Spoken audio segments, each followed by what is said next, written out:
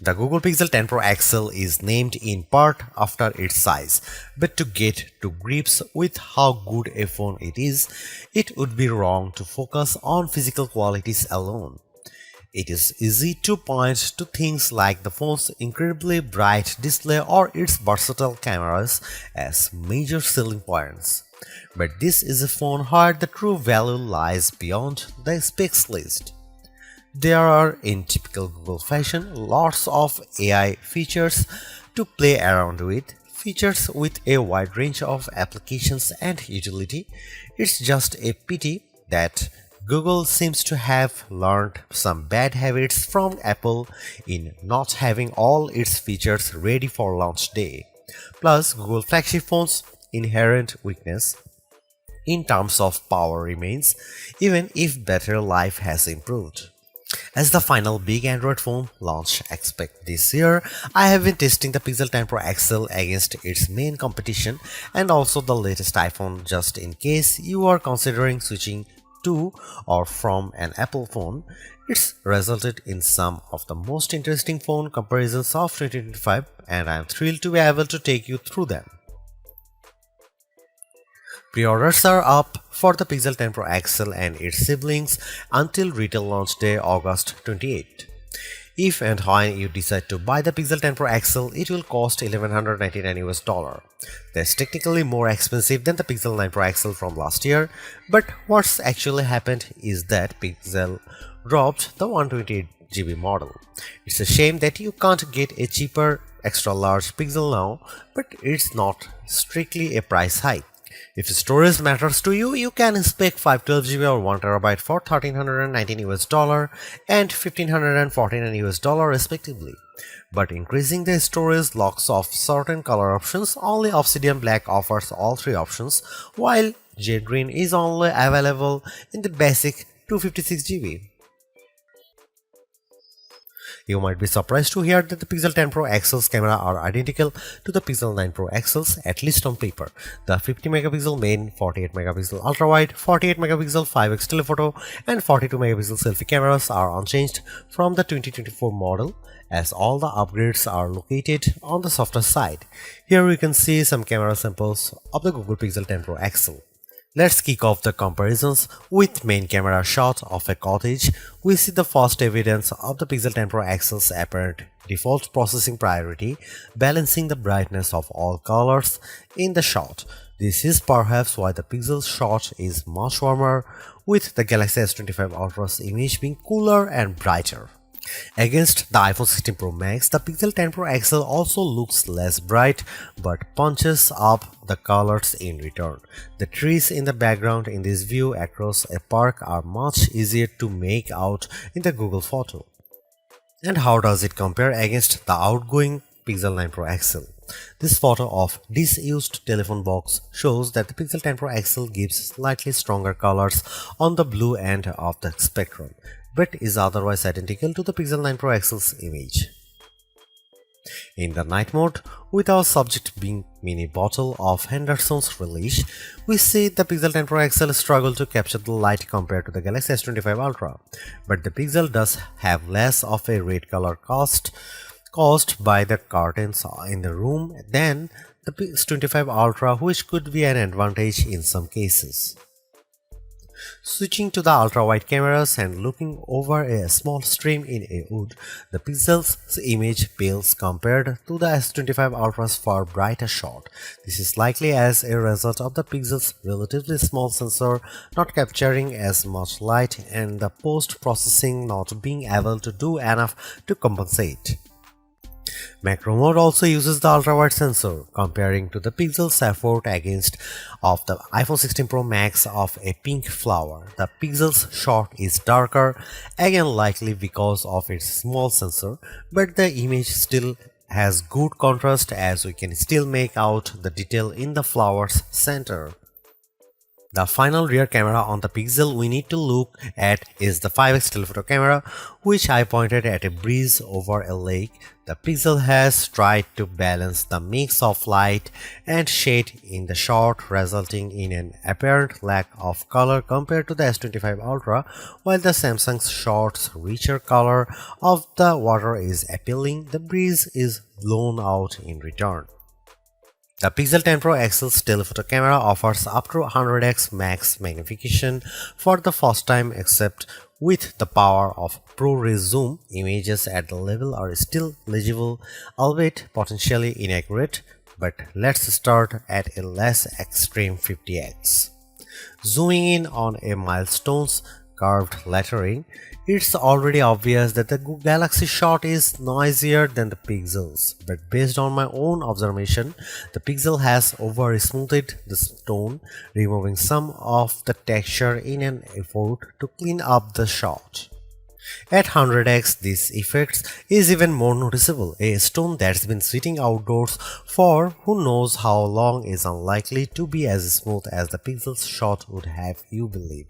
But in terms of legibility, while both photos still show the lettering clearly, the Pixel shows them in crisper detail. When exporting the images, the Pixel 10 Pro XL conveniently gives you both your original ProRes zoom shot and the processed version, along some interesting comparisons. For instance, we have here a church window about 1000 feet away from where I was standing as I took the photo. It's an impressively sharp shot, but the Pixel's processing system seemed to have read the stone bars between the glass as wood, adding a vertical grain effect. While the detail of the brickwork has been impressively recovered, it shows a big limitation of these generative detail enhancing tools. It shows you what's likely to be there rather than what truly is there. Google enhanced some of the camera's associated features, such as making best take active automatically with enough photos and offering 50 megapixel resolution for portrait modes. But the all-new feature, and the one I spent the most time with, was Camera Coach, the new photography teaching tool that's accessible right from the viewfinder. This is currently in preview, so hopefully its powers will multiply in the future, but right now it's more of an interactive forming tool. It will detect what you are pointing the camera at, offer some suggested compositions, and then give you tips on which camera lens to use, where to stand, and how to position the subject. If you can, it's a fun, personalized way to learn. But there are so many more tools in the Pixel 10 Pro XL's toolbox.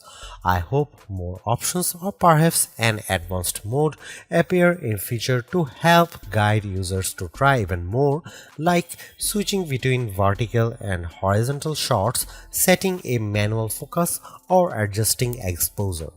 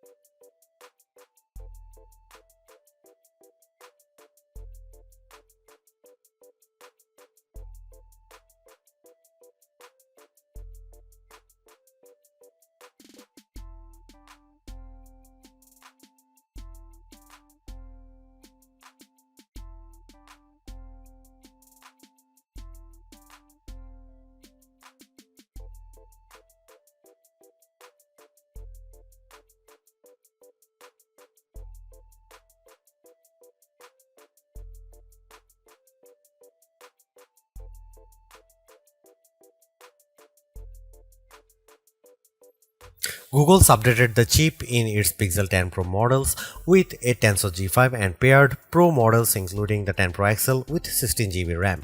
Considering that previous Tensor-powered Pixels have lagged behind in performance, we were curious to see how this update changes things. As the results demonstrate, the Pixel 10 Pro XL is noticeably improved over the Pixel 9 Pro XL, but is still underpowered when looking at the Snapdragon and A series chips that power the Galaxy S25 Ultra and iPhone 16 Pro Max. The Adobe Premiere Rush video test shows this specially. In my general gaming test of playing the graphically intense RPG XR Stress in order to get a consistent 60 FPS frame rate, I had to turn off anti-aliasing, reduce the resolution from ultra to high and environment quality down to average, and even the game would still experience hiccups. And flagships with Snapdragon 8 Elite can easily handle this game at maximum settings. Now that the 128GB Pixel Pro XL model has been discontinued, the Pixel 10 Pro XL starts with 256GB storage with the option to up that to 512GB or 1TB storage. This should be speedy storage to load and unload thanks to Google using the UFS 4.0 memory standard with 512GB or 1TB of storage on a US model.